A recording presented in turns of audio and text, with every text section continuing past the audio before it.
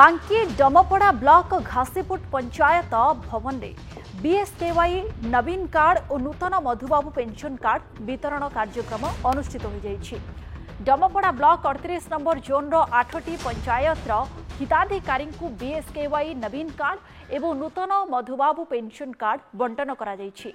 एही कार्यक्रम में विधायक देवीरंजन त्रिपाठी, डमपड़ा ब्लॉक अध्यक्ष प्रणब पटेल, 38 नंबर जोन जिला परिषद आशीष साहू तांको समेत बहु निर्वाचित जनप्रतिनिधि मध्य उपस्थित थिले। बीएसकेवाई नवीन कार्ड पाई मुख्यमंत्री को धन्यवाद जणाइले अंचलवासी।